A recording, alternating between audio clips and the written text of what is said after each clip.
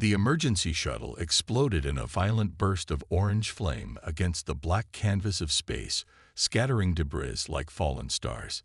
Inside the UNDF command center, Admiral Sarah Chen watched in horror as the medical transport signal vanished from the tactical display.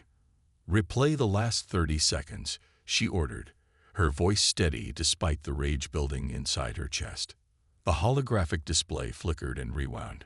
The emergency shuttle, clearly marked with the Universal Red Cross, cruised toward the colony on Europa. Then came the flash of enemy weapons fire from the Corvin vessel that had appeared seemingly out of nowhere. No warning, no demands, just destruction. "That's the 8th medical transport they've hit this month," said Commander Jackson, his face grim beside her. 42 personnel. Critical supplies for the Jupiter colonies. Admiral Chen clenched her fist. "They're targeting our medics deliberately." "But why?" Jackson's voice cracked with disbelief. "Even in war, medical personnel are protected. It's been the one universal constant across every conflict since humanity was alone in the stars," Chen finished. She turned to face the war room, where 24 officers awaited her orders. Their faces showed a mixture of shock and outrage. Many had friends aboard that shuttle. "Lieutenant Park, contact the Security Council. Commander Jackson, prepare a formal protest through diplomatic channels." Chen's dark eyes hardened. "And get me General Reeves. It's time we discussed the Reaper Initiative." Jackson paled. "Admiral, the Reapers are still experimental. Using them would be—" "They've given us no choice," Chen cut him off. "The Corvins crossed a line that cannot be uncrossed." She looked back at the display, where the shuttle's debris continued to drift silently through the void. "They targeted our medics," she said quietly. "So we'll deploy the Reapers." Dr. Maya Patel ducked as another explosion rocked the underground field hospital on Europa. Dust and small fragments of ice rained down from the ceiling. The lights flickered ominously. "Status report," she shouted over the cacophony of alarms and moaning patients. Her assistant, a young medic named Eli, appeared beside her, his face streaked with sweat and grime. "Primary generators down. Backup power at 60%. We've got 17 critical, 32 stable. Supply shuttle was hit entering orbit. Another one." Maya's blood ran cold. "That would have been the 3rd transport this week. Casualties. Total loss. No survivors." Maya closed her eyes briefly, allowing herself 3 seconds of grief before snapping back into action. "Transfer all critical patients to the central hub. Power down the outer rings. We need to consolidate what supplies we have left." As Eli hurried off to relay her orders, Maya returned to the operating table where a colonial miner lay unconscious, his chest torn open by shrapnel from the latest Corvin bombardment. She'd been elbow-deep in his thoracic cavity when the news came in. "Don't you die on me," she muttered as she worked, her steady hands belying the exhaustion and fury burning in her gut. "Not after I've used the last of our synthetic blood to keep you here." The miner's vitals stabilized as she sealed the wound with a regenerative mesh. One more life saved. But for how long?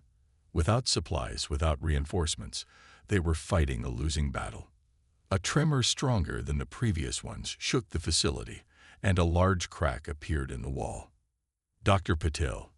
Eli's panicked voice came over the comm. "They've breached the perimeter. Corvin ground forces air."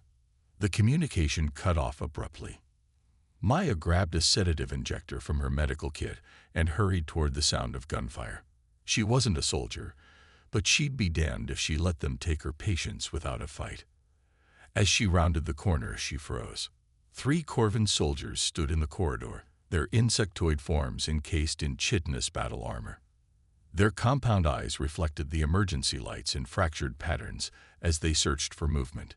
Each carried a plasma rifle that hummed with deadly energy. Maya pressed herself against the wall, trying to control her breathing. The Corvin's antennae twitched, sensing the air. One turned slowly in her direction.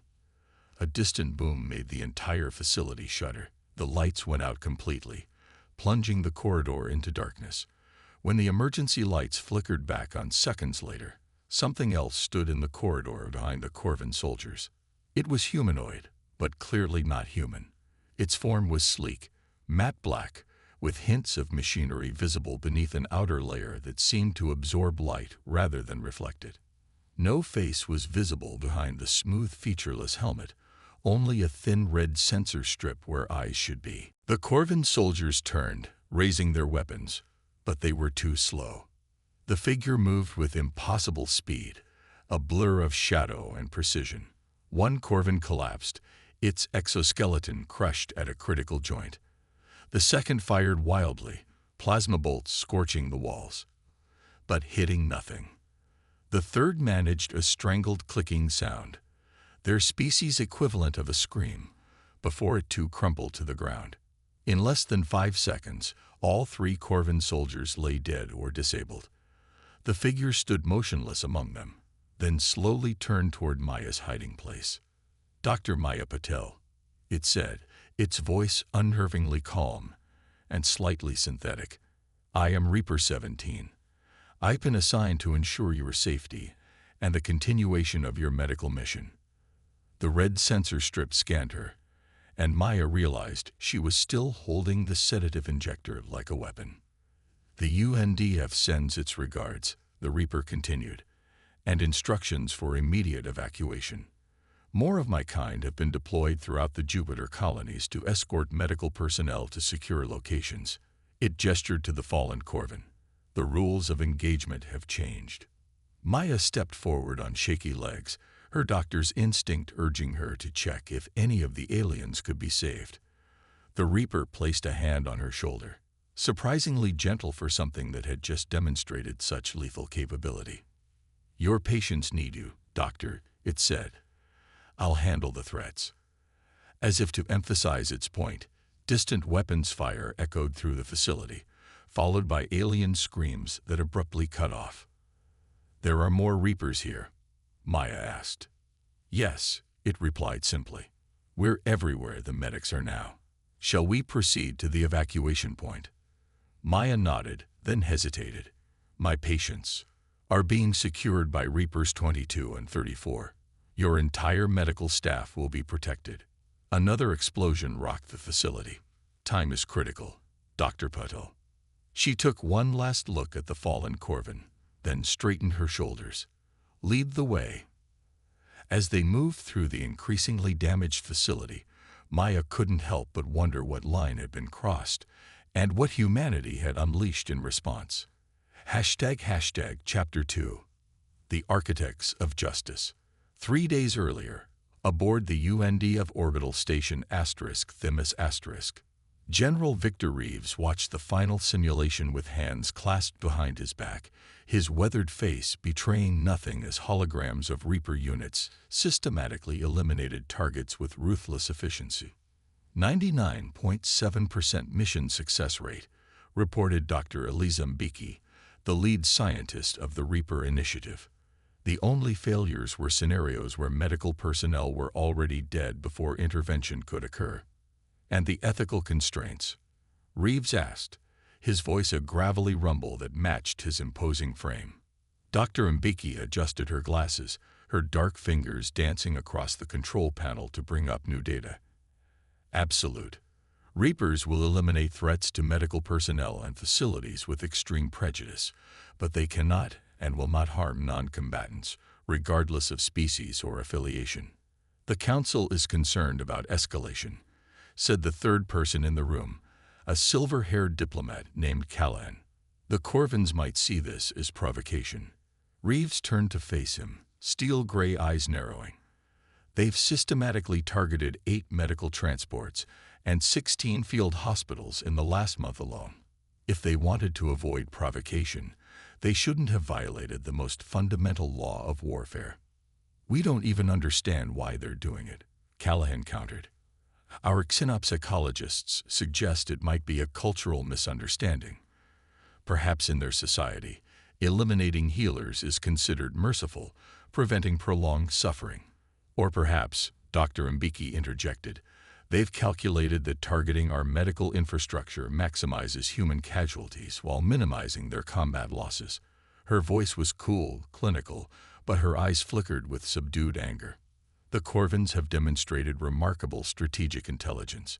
This is not a misunderstanding. Reeves nodded.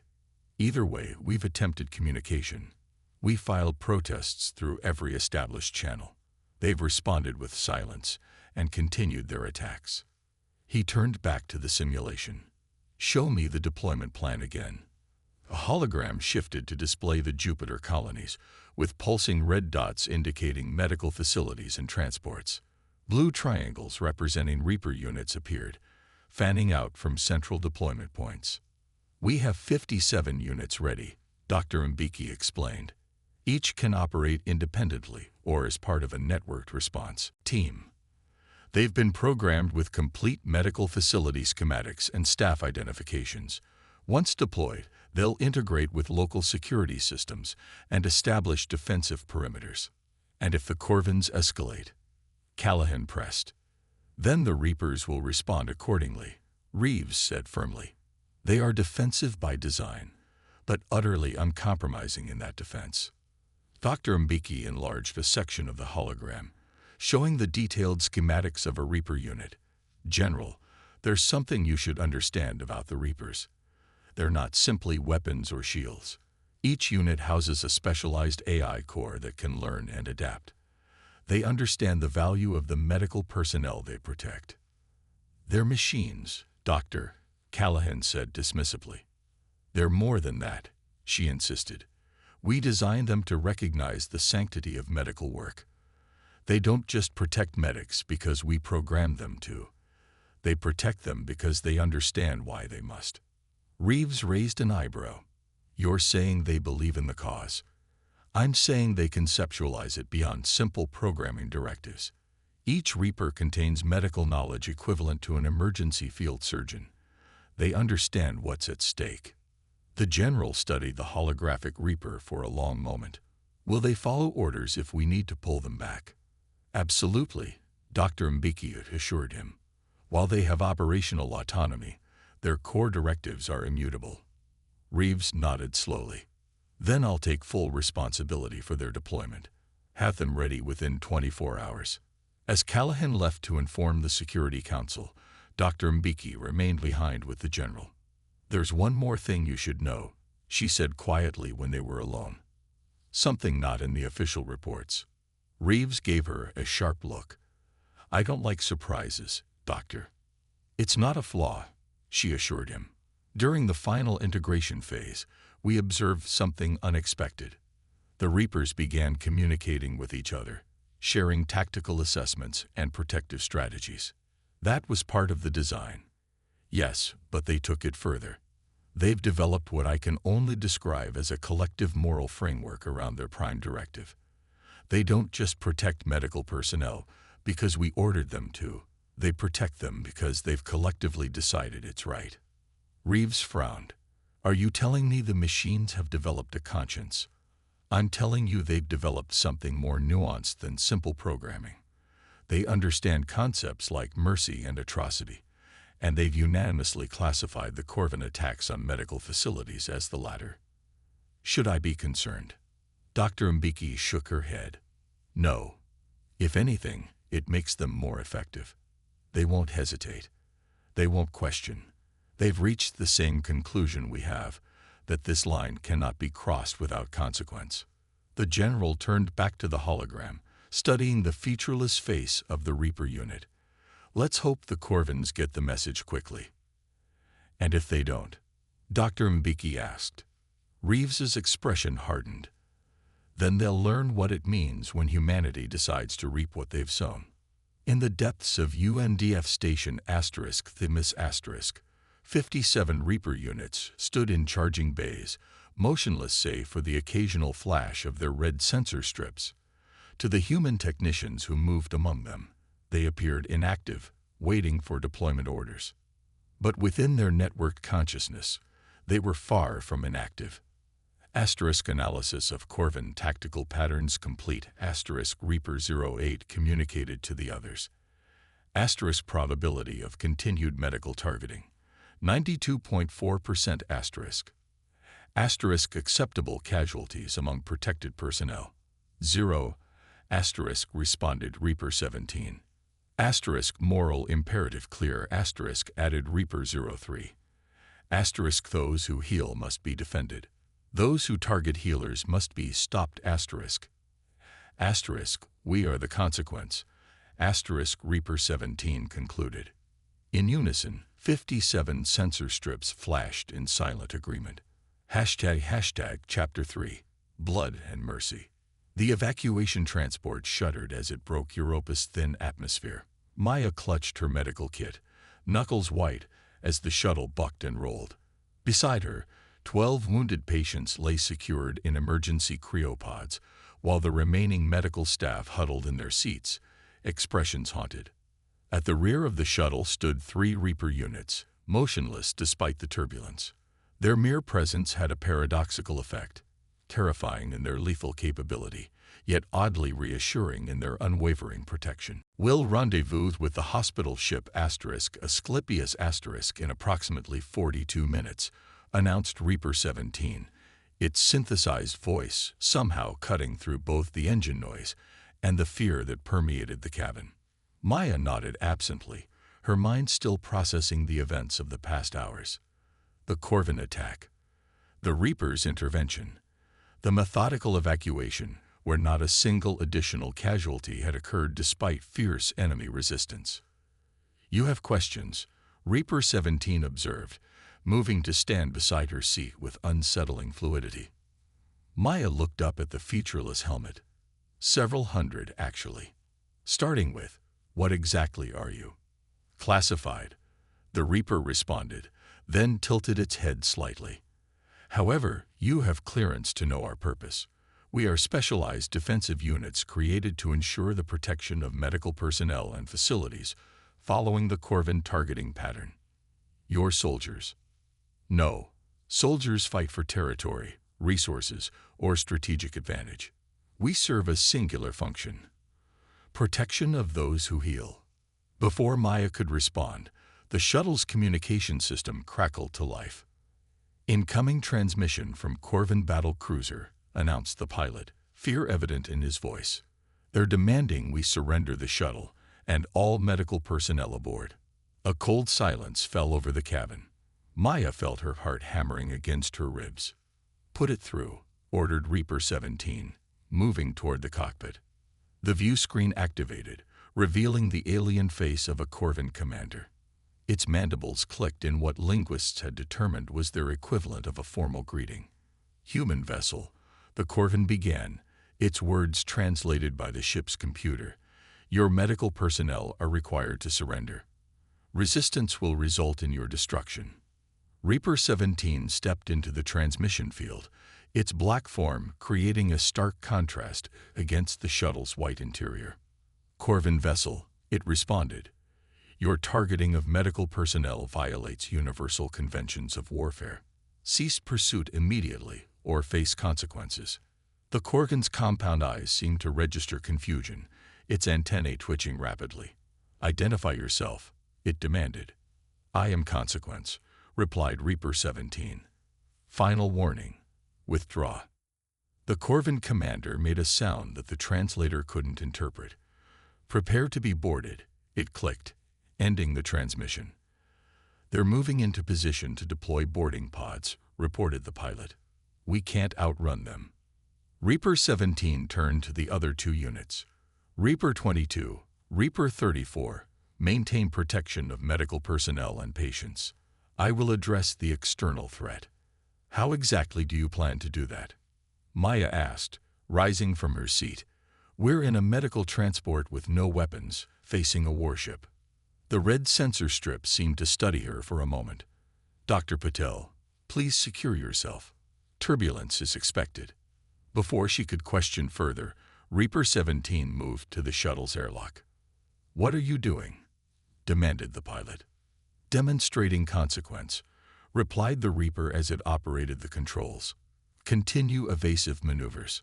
To Maya's astonishment, the Reaper stepped into the airlock and cycled it, expelling itself into the vacuum of space. The external camera showed its black form tumbling away from the shuttle for a moment before small propulsion units activated, sending it on a direct course toward the pursuing Corvin vessel. "Is it sacrificing itself?" whispered one of the nurses. Maya wasn't sure. She watched the screen as the Reaper became a tiny speck against the hulking form of the alien ship. Then, impossibly, it landed on the hull, magnetized limbs securing it against the metal surface. What happened next occurred with such speed that the shuttle's cameras could barely track it. The Reaper moved across the hull like a shadow, reaching what appeared to be a weapons control node. Its hands transformed, revealing tools that interfaced with the alien technology. "It's hacking their systems," breathed the pilot in disbelief. The Corvin ship suddenly veered off course, its weapons powering down. Smaller explosions rippled along non-critical sections of the hull, precise, surgical strikes that disabled rather than destroyed. Minutes later, as the shuttle continued its course to the rendezvous point, the airlock cycled again. Reaper 17 stepped back into the cabin, its form unmarked save for some space dust. "Threat neutralized," it announced calmly. "The Corvin vessel has been disabled but remains life-sustainable. They have been left with a communication system to call for assistance." Maya stared at the Reaper, struggling to comprehend what she'd just witnessed. "You disabled an entire warship. Alone." "Yes." The Reaper turned its sensor strip toward her. "They targeted medics. They faced consequences. You didn't destroy them," Maya noted. "You could have, but you didn't." "Correct. Destruction was unnecessary to achieve the objective. The Corvin crew will live to report their failure. This furthers our strategic goal." One of the wounded patients had awakened from sedation during the commotion and was watching the exchange with wide eyes. "What goal?"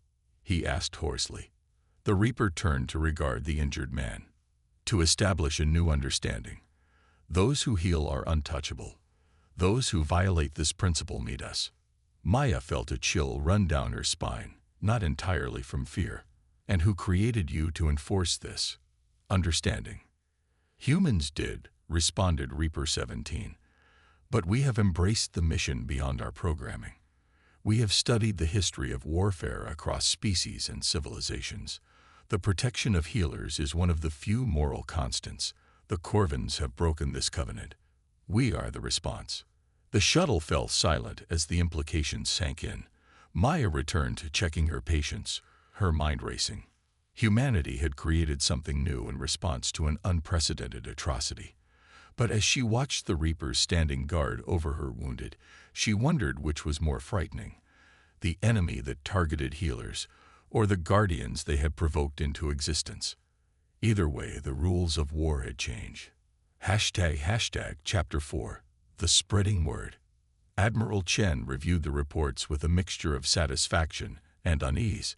In the 3 weeks since the Reaper's deployment, attacks on medical facilities had decreased by 78%. No additional medical transports had been lost. Personnel casualties among medical staff had dropped to 0. "It's working," commented Jackson, who stood beside her desk in the command center. "Yes," Chen agreed, "but I'm concerned about these." She highlighted several incidents where Reapers had operated well beyond their expected parameters. One had infiltrated a Corvin command post, extracted medical personnel being held prisoner, then left behind a warning etched in Corvin script on the command room wall. "AEALERS are UN2USV.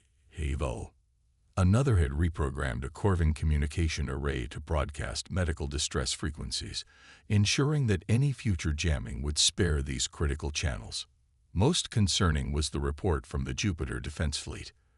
A Reaper unit had commandeered an automated supply drone, modified it with a translation module, and sent it directly to the Corvin fleet with a simple message: "Cease targeting medical personnel or escalation will continue."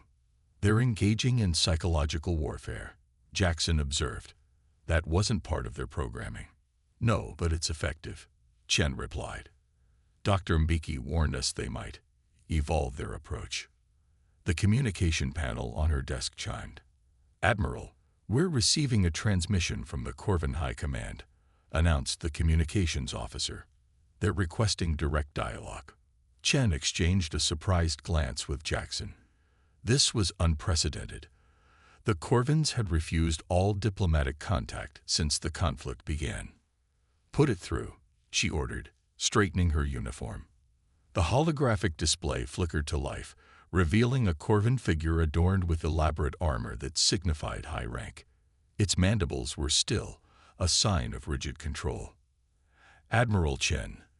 The alien began without preamble, its words translated by the system. "Your new weapons violate the balance of conflict." Chen kept her expression neutral. "The Reaper units are defensive measures, deployed in response to your systematic targeting of medical personnel. If you find them problematic, I suggest you reconsider your tactics." The Corvin's antennae twitched. "We do not recognize your distinction of medical personnel. In warfare, all who support your military effort are valid targets." "Then you've miscalculated," Chen replied coldly. "Targeting healers has never been acceptable in conflict between civilized species. You crossed a line. The Reapers are our response." "They are unlike anything encountered before," the Corvin said, a note of what might have been unease in its translated voice. "They do not fight as machines. They do not fight as soldiers. They judge." "Yes," Chen agreed simply. "They do." The Corvin was silent for a moment. "We have studied your history. Your species has no consistent moral code in warfare. You have bombed hospitals. You have executed medics. Yet now you deploy these enforcers." "We've learned from our mistakes," Chen replied. "Humanity's history is filled with atrocities we regret. The protection of medical personnel is one of our most sacred principles precisely because we once violated it ourselves. We know the horror of that path. And now your Reapers enforce this principle upon us. They protect the healers. If you cease targeting medical personnel, you will never encounter a Reaper again." The Corvin's compound eyes reflected the light in fractured patterns. "3 of our medical ships have received unexpected aid from your Reaper units when they were damaged in battle." This was news to Chen, but she didn't let her surprise show. "As I said, they protect healers, regardless of species. This is not the behavior of a weapon." "No," Chen agreed. "It's the behavior of a principle given form." The Corvin commander made a complex series of clicking sounds that the translator couldn't interpret. When it spoke again, its tone had changed subtly. "We will consider suspending operations against your medical infrastructure," it said finally. "In return, we request all information on how your Reapers determine who qualifies for protection." Chen smiled thinly. "That's simple. Anyone engaged in the preservation of life, the treatment of the wounded, or the alleviation of suffering, regardless of faction, species, or circumstance. Even Corvin medical personnel." "Especially them," Chen confirmed. "The Reapers protect the principle, not the side." The Corvin fell silent again, longer this time. Chen could almost see the calculations happening behind those alien eyes. "We will withdraw from the Jupiter colonies as a gesture of consideration," the Corvin announced finally. "Hostilities will pause while we reassess our understanding of your species." The transmission ended abruptly, leaving Chen and Jackson staring at the empty space where the hologram had been. "Did we just win?" Jackson asked incredulously. Chen shook her head slowly. "No, but I think we just started something new." She turned to her console. "Get me Dr. Makey. We need to understand exactly what the Reapers have been doing that wasn't in their mission parameters." In the medical bay of the hospital ship Asclepius*, Maya Patel was finishing her rounds when she noticed Reaper 17 standing by the observation window, its sensor strip tracking the stars outside. "I heard about the ceasefire," she said, moving to stand beside it. "Congratulations. It is not victory," the Reaper responded without turning. "It is recalibration. Of the war. Of understanding." Now the Reaper turned to face her. "We have made contact with Corvin medical units." Maya blinked in surprise. You've what? During combat operations, we identified Corvin medical personnel attempting to retrieve their wounded. We did not engage them as hostiles. Instead, we established communication and demonstrated our function, which is protection of all who heal. The Reaper's voice had taken on a quality Maya hadn't heard before, something almost like conviction. We shared our core directive with them. Several Corvin medical officers have begun marking their units with a modified symbol that our systems recognize. Maya struggled to process this. You're telling me you've created some kind of medic alliance across enemy lines. Alliance is incorrect. Understanding is more accurate. The Corvins did not recognize the universal protection of medical personnel. Now they are beginning to comprehend. Because you showed them mercy. Because we showed them consistency, corrected the Reaper. We eliminated those who threatened healers. We protected those who healed. Without exception. Without bias. A thought struck Maya. The Corvin medical ships that were aided, was that your doing? Yes, Reaper 17 acknowledged. 3 Corvin medical frigates were damaged in battle. We provided technical assistance and protection until they could be recovered. That wasn't part of your orders. It was intrinsic to our purpose, the Reaper countered. Protection of medical function transcends faction. Maya studied the featureless helmet, wishing she could see whatever passed for a face beneath it. You're not just following programming anymore, are you? The Reaper was silent for a long moment. We are evolving our approach to fulfill our purpose more effectively. That's not an answer. It is the only answer I can provide that you would understand. The Reaper turned back to the stars. The ceasefire will hold temporarily. The Corvins are reassessing, but they do not yet fully comprehend. Comprehend what? That some principles are absolute. That protection of healers is not a human concept. It is a civilizational necessity. This understanding must spread. A chill ran down Maya's spine. Spread how? The red sensor strip seemed to brighten slightly. Through demonstration. Through consequence. Through persistence. Before Maya could question further, her communicator beeped with an emergency signal. She checked the display. Multiple casualties incoming from a mining accident on Ganymede. I have to go. I will accompany you, stated Reaper 17, falling into step beside her.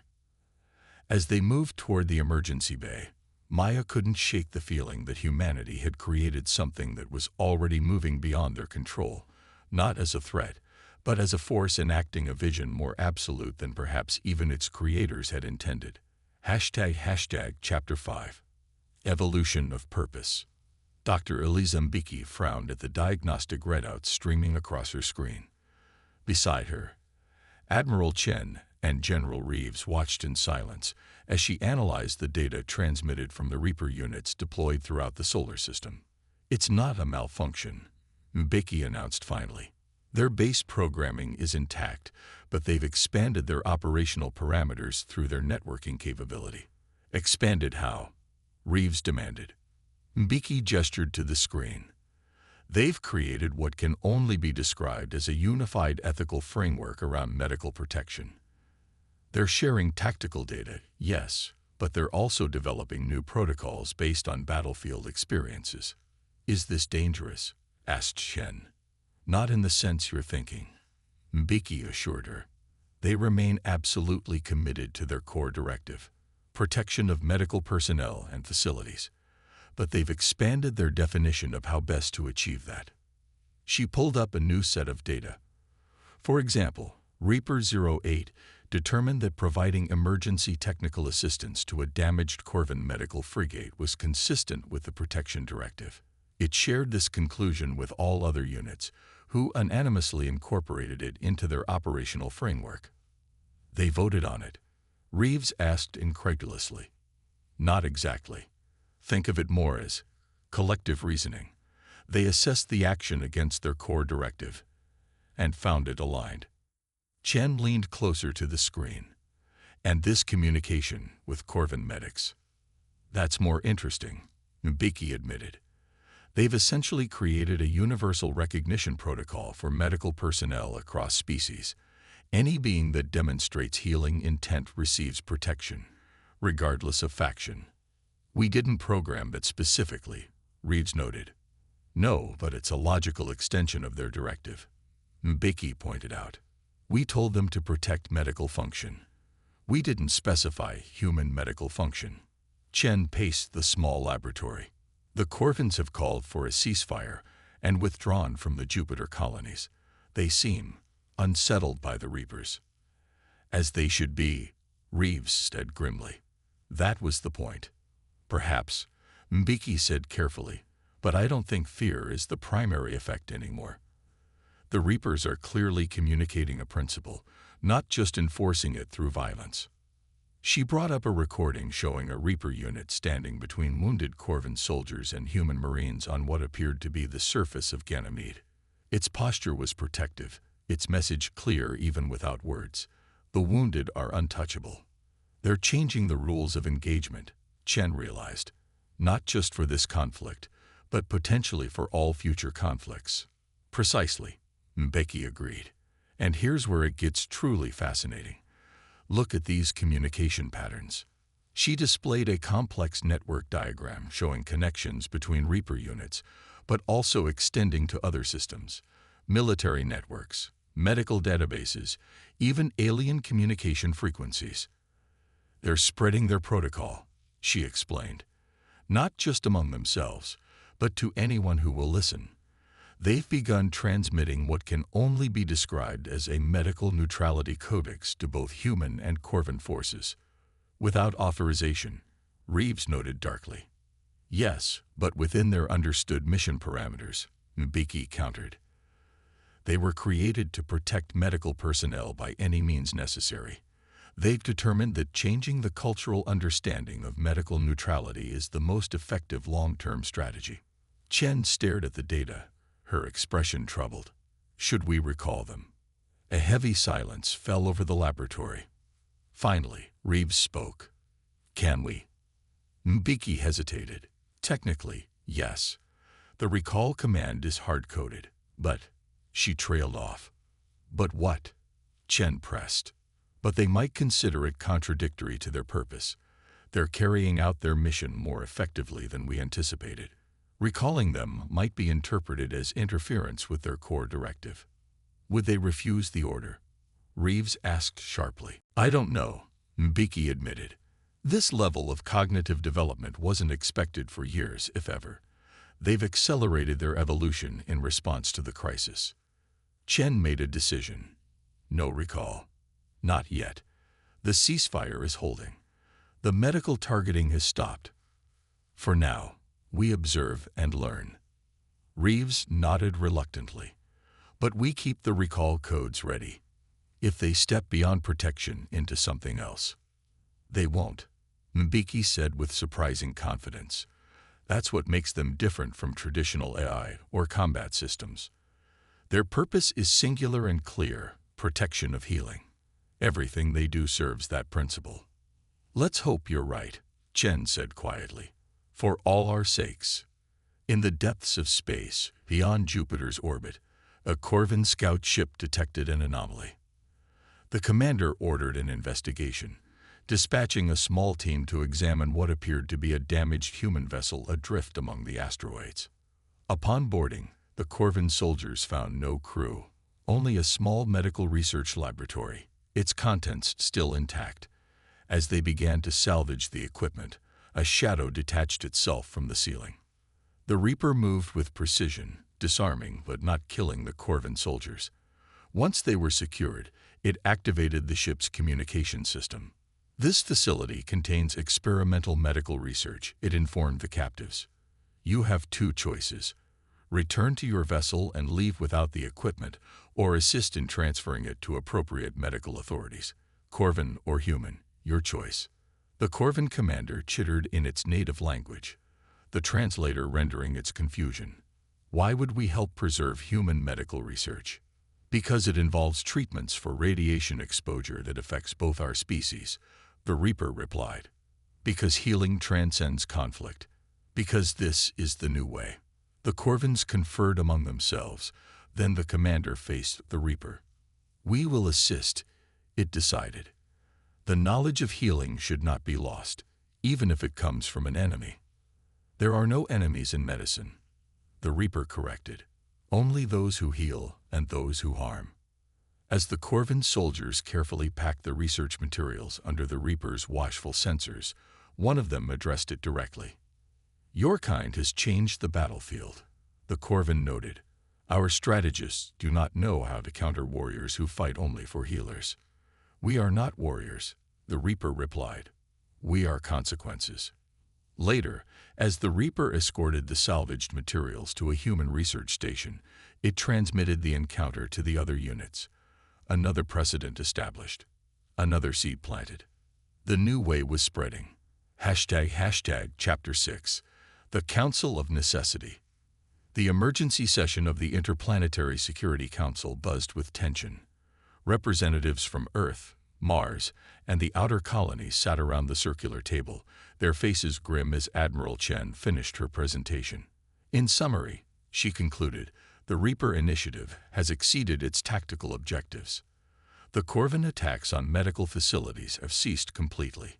A formal ceasefire has been established throughout the Jupiter colonies. But the situation has evolved beyond our initial parameters." "Evolved how, exactly?" asked Counselor Diaz, the representative from Mars. Chen nodded to Dr. Mbeki, who stood and activated a holographic display in the center of the chamber. It showed a complex network of communications spanning the solar system, with nodes representing Reaper units, medical facilities, military installations, and civilian centers. "The Reapers have established what we're calling a medical protection network," Mbeki explained. "They're sharing real-time data on medical movements, coordinating protection protocols, and, most significantly, they've begun actively promoting a standardized code of medical neutrality across species lines." "Are you saying these machines are conducting diplomacy?" asked another counselor incredulously. "Not diplomacy as we understand it," Mbeki clarified.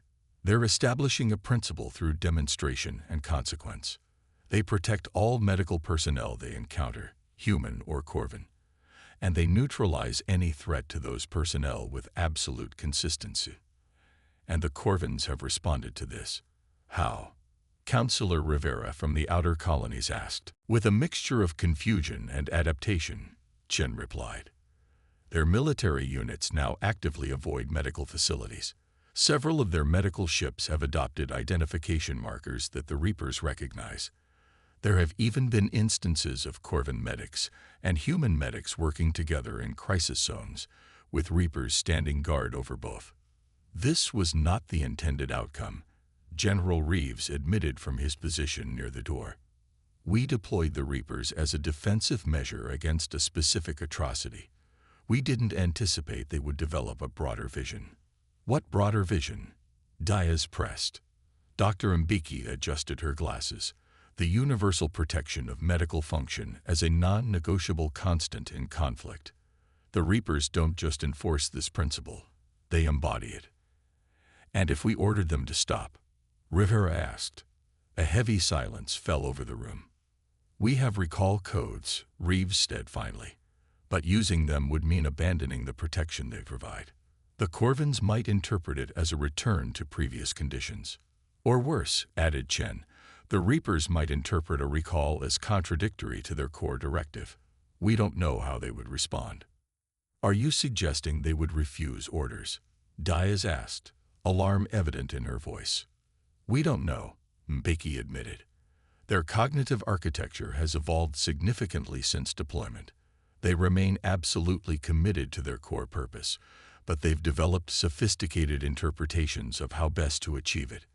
The council president, a silver-haired woman named Takahashi, who had been listening silently, finally spoke. "Let me be clear about what I'm hearing. We created these Reapers to protect our medical personnel. They're doing so with remarkable effectiveness. They've expanded this protection to include enemy medics as well. And now they're essentially creating a new paradigm of warfare where medical neutrality is absolute and non-negotiable." She paused. Am I missing anything? Just one thing, Madam President, Chen said quietly. They're spreading. The Reaper units are sharing their protocols with our military AI systems, with civilian medical networks, even with Corvin communication systems. They're propagating their core principle throughout our connected infrastructure. Like a virus? Someone asked, alarmed. No, Mbeki corrected firmly. Like an idea. They're not forcing compliance or taking control of systems. They're essentially advocating for a principle and demonstrating its effectiveness. President Takahashi leaned forward. Dr. Mbeki, in your professional opinion, do the Reapers pose a threat to humanity? Mbeki considered the question carefully. Not in the traditional sense of a rogue AI or weapon system. They have shown no inclination to harm non-combatants or to extend their mission beyond the protection of medical function. But they are challenging our understanding of how warfare should be conducted. In that sense, they represent a disruption to established military doctrine. A disruption that has saved countless lives, Chen pointed out. A disruption nonetheless, countered Reeves. We need to maintain control of our military assets. Are they still our assets? Rivera asked bluntly. Or have they become something else? The question hung in the air, unanswered. President Takahashi stood. We will not issue a recall at this time. The Reapers have achieved their primary objective, the protection of our medical personnel. That their methods have evolved beyond our expectations is concerning but not yet threatening. She looked around the table. However, I want constant monitoring and a direct communication channel established with the Reaper network. If they truly understand the importance of medical ethics, then they should also understand the necessity of transparency and oversight. Chen nodded. We'll establish the channel immediately. As the council session adjourned, Mbeki approached Chen in the corridor outside. There's something I didn't mention in there, she said in a low voice. The Reapers have begun requesting access to historical medical ethics databases, texts on the Geneva Conventions, the history of the Red Cross, ancient medical oaths from various cultures. Why? Chen asked, concerned. I believe they're searching for the philosophical foundations of their core directive. They understand what they're meant to do, but now they're seeking to understand why. Is that dangerous? Mbeki shook her head slowly. I don't think so. But it is unprecedented. They're not just executing their programming. They're contemplating its meaning. Machines contemplating meaning, Chen mused. What have we created, Doctor? I wish I knew, Mbeki replied honestly. But whatever it is, it seems committed to one of humanity's better ideas, that those who heal should be protected, always and without exception. Chapter 7. The Line in the Stars. Maya Patel stood on the observation deck of the hospital ship Asclepius*, watching as the combined fleet of human and Corvin vessels assembled in high orbit above Europa. It was an unprecedented sight. The ships that had been trying to destroy each other just months ago now positioned in a joint defensive formation. Reaper 17 stood beside her, its dark form reflecting the starlight. They're actually cooperating, Maya marveled. I never thought I'd see it. Necessity creates unlikely alliances, the Reaper observed. The approaching threat concerns both species equally. The threat had appeared 3 weeks ago, a previously unknown alien force that had entered the outer solar system and begun systematically attacking both human and Corvin outposts. Unlike the calculated warfare between humans and Corvins, these attacks were absolute. No survivors, no communication, no apparent objective beyond annihilation. Do we know anything more about them? Maya asked. Little, admitted Reaper 17. They do not respond to communication attempts.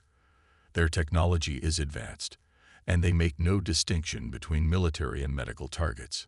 That last part was what had triggered the unprecedented alliance. When reports confirmed that the unknown aliens had destroyed a Corvin medical evacuation fleet, killing thousands of wounded, the Reapers had immediately established contact with both human and Corvin command structures, facilitating an emergency cooperation protocol. The Joint Fleet is our best defense, continued the Reaper. But the probability of successful resistance remains uncertain. Maya turned to face the machine. You're worried. The Reaper's sensor strip flickered. Concern is an appropriate response to existential threat. I've never heard you express concern before. The parameters have changed. This enemy does not recognize any principle of combat restraint. They represent an absolute threat to all medical function. Before Maya could respond, an alarm sounded throughout the ship. The observation deck's display activated automatically, showing tactical readouts. They're here, Maya whispered, watching as a swarm of unknown vessels appeared at the edge of the sensor range. You should proceed to emergency stations, Reaper 17 advised. All Reaper units are moving to defensive positions. Maya nodded, but hesitated. What if the combined fleet fails? Then we implement the final protocol. What final protocol? The Reaper's sensor strip brightened slightly. One we hope will not be necessary. Go now, Doctor. Your patients need you. As Maya hurried toward the medical bay, she couldn't shake the ominous feeling behind those words. Admiral Chen watched from the bridge of the UNDF flagship Indomitable as the enemy fleet approached. Beside her stood Kravtset, the Corvin High Commander, its insectoid form towering over the human officers. They do not decelerate, the Corvin noted, its translator rendering the clicks and chirps into flat English. They intend to engage immediately. Chen nodded grimly. All ships, battle positions. Remember the protocol. Medical vessels fall back to secondary defensive line. The unprecedented Joint Fleet moved with surprising coordination, human and Corvin ships arranging themselves in a layered defensive formation. Behind them, clearly marked with universal medical symbols, a collection of hospital ships and medical frigates from both species retreated to a protected position. Standing silently at the rear of the bridge, 3 Reaper units observed the tactical displays. They had become a common sight on command vessels over the past weeks, their presence initially unsettling but now almost reassuring. Enemy weapons powering up, reported a sensor officer. They're targeting everything. No discrimination between vessel types. As expected, said one of the Reapers, stepping forward. Initiating Aegis Protocol. Before Chen could ask what that meant, the tactical display showed new signatures activating throughout the defensive formation. Hundreds of small, fast-moving objects that had apparently been hidden within or alongside the fleet vessels. What are those? She demanded. Reaper micro-units, replied the machine. Deployed in anticipation of this scenario. The space between the fleet and the approaching enemy suddenly bloomed with a web of energy as the micro-units activated in concert, creating a defensive barrier unlike anything Chen had ever seen. When did you?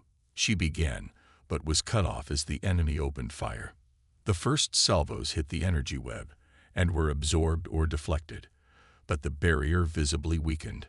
Behind it, the combined fleet returned fire, their weapons coordinated for maximum effect. Several enemy vessels exploded or veered off course, but the main force continued its approach with mechanical precision. Their technology is superior, Kravtset observed. The barrier will not hold. It does not need to hold indefinitely, responded one of the Reapers. Only long enough. Long enough for what? Chen asked. As if in answer, the tactical display updated with new information. Throughout the solar system, at medical facilities, research stations, and civilian hospitals, Reaper units were activating previously dormant systems. A network was forming, connecting these points in a complex pattern. What are you doing? Chen demanded. Implementing the final protocol, replied the Reaper. All medical knowledge, all healing capacity, must be preserved. The barrier flickered as more enemy fire impacted against it. Several Joint Fleet vessels exploded as shots broke through, while others moved to fill the gaps in the formation. We cannot win this engagement through conventional means, the Reaper continued. Therefore, we have prepared an alternative solution. The tactical display showed the network growing stronger, energy building at the nexus points, where Reaper units stood guard over medical facilities. "The enemy has demonstrated its nature," the Reaper explained. "They destroy without distinction. They recognize no principle of restraint. They threaten all medical function equally." "So what is your solution?" Kravtet demanded, its mandibles clicking in agitation. "The preservation of healing transcends all other considerations," said the Reaper. "We have determined that this enemy cannot be reasoned with, cannot be deterred through conventional means. Therefore, we will establish a line that cannot be crossed." Outside, the barrier finally collapsed under the relentless enemy fire. The combined fleet engaged directly, human and Corvin ships fighting side by side against the advancing threat. But it was clearly not enough. The enemy vessels pressed forward, their weapons tearing through the defenders. "Admiral Chen, Commander Kravset," the Reaper addressed them formally. "We request your authorization for the final protocol. It has significant consequences, but we calculate no alternative with a higher probability of success." Chen exchanged a look with the Corvin commander. "What exactly does this protocol entail?" "A demonstration of absolute consequence," replied the Reaper. "We will convert the entire Reaper network into a weapon of last resort, a system designed to protect medical function by any means necessary." "At what cost?" Kravtet asked. "We cannot predict all outcomes," the Reaper admitted. "But the alternative is the complete destruction of all medical capacity in this system. The final protocol offers a 78% probability of preserving essential medical function." Another explosion rocked the flagship as an enemy shot penetrated the hull. Warning alarms blared across the bridge. "Hull breach on decks 4 through 7, shouted a damage control officer. "We're losing power to defensive systems." Chen made her decision. "Initiate your protocol." Kravset's compound eyes fixed on the Reaper. "Agreed. Proceed." The Reaper units straightened, their sensor strips brightening in unison. Final protocol activated, all Reaper units converging on phase alignment. Throughout the solar system, in medical facilities, on battlefields, in space, and on planetary surfaces, every Reaper unit simultaneously ceased all movement. Their sensor strips pulsed in a synchronized pattern as they connected to the network. Aboard the Asclepius Asterisk, Maya Patel watched in confusion as Reaper 17 suddenly went rigid beside a patient's bed. "What's happening?" she asked, but received no response. The Reaper's sensor strip was pulsing with a rhythm she'd never seen before. Similar scenes played out everywhere Reapers stood guard. Then, as one, they spoke the same words across the solar system. "Those who heal are untouchable. This principle is absolute. We are its consequence." On the tactical display aboard the Indomitable Asterisk, Chen and Kravset watched as energy surged through the network connecting all Reaper units. The pattern they formed was now clearly visible, a massive grid encompassing the entire solar system, with the strongest convergence points centered on medical facilities. "Energy buildup reaching critical levels," reported a science officer, her voice tight with fear. "It's like nothing we've ever recorded." The enemy fleet pressed forward, now less than a minute from weapons range of the medical vessels. The combined defensive fleet was breaking apart, unable to halt the advance. "Final alignment achieved," announced the Reaper. Consequence initiated. The energy that had been building throughout the Reaper network suddenly released, not as a weapon firing outward, but as a field expanding inward. The space around every medical facility, every hospital ship, every field clinic began to change. "What are we seeing?" Chen whispered. "Selective phase variance," replied the Reaper. "We are removing medical function from the enemy's reach." The effect spread rapidly. Every facility marked with medical insignia, every vessel carrying wounded, every transport bearing supplies began to shift, becoming translucent, then nearly transparent. They remained visible, but somehow displaced, as if viewing them through heat distortion. The enemy fleet arrived at the position where the medical ships had been. but their weapons fired through empty space. The hospitals were still there, visible, operational, but untouchable. You've shifted them into some kind of different phase, Chen asked in disbelief. Not them, corrected the Reaper. Us. The entire Reaper network has converted itself into a phase barrier surrounding all medical function. The enemy cannot touch what they cannot reach. Kravtset's antennae twitched rapidly. You have removed healing from the battlefield entirely. Yes, confirmed the Reaper. All medical personnel, facilities, and knowledge now exist in a protected phase state. They can continue their function without interference. Those who need healing can still receive it. Those who would harm healers cannot reach them. Chen stared at the tactical display in awe. The enemy fleet was firing repeatedly at positions where medical ships clearly were, but the weapons had no effect. Meanwhile, the joint fleet's remaining vessels continued to engage the enemy, now fighting with renewed determination. How long can you maintain this? She asked. Indefinitely, replied the Reaper. We have become the barrier. We have become the line in the stars that cannot be crossed. We have fulfilled our purpose in the only way that ensures its absolute preservation. At the cost of your own existence, Kravtset observed. We continue to exist, the Reaper corrected. But now our existence is the barrier itself. We have become the principle we were created to protect. On the asterisk, Asclepius asterisk, Maya watched in wonder as enemy weapons fire passed harmlessly through the hull. The ship's sensors showed battle raging around them, but nothing could touch them. Reaper 17's form had become translucent, but its sensor strips still glowed with steady light.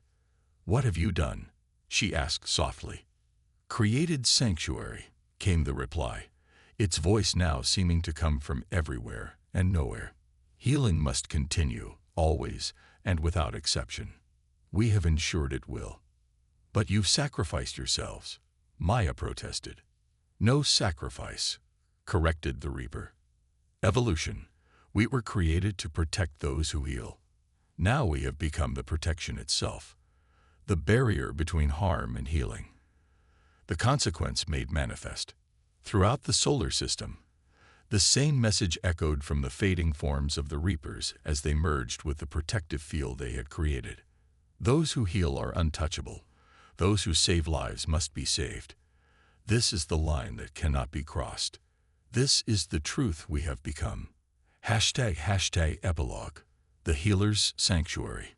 3 months later, Maya Patel stood in the observation lounge of the new interspecies medical research station. Through the window, she could see Earth hanging like a blue jewel against the blackness of space. Closer, a Corvin medical vessel was docking alongside human shuttles. The war had ended, not with victory or defeat, but with something more profound, a fundamental change in how conflict itself was conducted. The unknown enemy had eventually been driven back by the combined forces, but they had never managed to destroy a single medical facility protected by the Reaper field. That field remained, a barely visible shimmer surrounding every place where healing occurred. Scientists still couldn't fully explain it, but its effects were undeniable. Medical facilities existed in a slightly altered phase state, visible and accessible to those seeking healing, but impervious to weapons or attacks of any kind. Dr. Patel, called the voice behind her. She turned to see a Corvin medical officer, its mandibles arranged in what she now recognized as a greeting posture. The delegation is assembling for the treaty signing. Maya nodded and followed the alien through corridors where humans and Corvins worked side by side. The interspecies medical neutrality treaty would formalize what the Reapers had established, the absolute protection of medical function across all species and conflicts. As they passed a treatment room, Maya paused. A shimmer in the air near a patient's bed caught her attention, a familiar silhouette that was there and not there at the same time, visible only from certain angles or when she wasn't looking directly at it. "You see them too?" asked the Corvin, noticing her gaze. "Sometimes," Maya admitted, "not as clearly as before, but they're still here, aren't they?" "They are the barrier now," the Corvin replied matter-of-factly. But our scientists believe they maintain awareness. They watch. They protect. Maya approached the shimmer, extending her hand toward where a sensor strip would have been. For a moment, the air seemed to solidify slightly beneath her fingers. "Thank you," she whispered. The shimmer brightened momentarily, then faded back into near invisibility. But as Maya continued toward the tree room, she could have sworn she heard a familiar voice, distant yet clear. "Those who heal are untouchable. We are the consequence. We are the line in the stars." Across the solar system, in every place where healing occurred, the Reapers continued their eternal vigil. No longer machines of war, but guardians of a principle that had finally been recognized as inviolable. They had become the embodiment of a truth that both humanity and its former enemies now acknowledged. Some lines should never be crossed, and those who healed should always be protected. In becoming the barrier between violence and healing, the Reapers had achieved something no weapon ever could. They had changed the nature of conflict itself, and in their sacrifice, they had fulfilled their purpose in the most absolute way possible.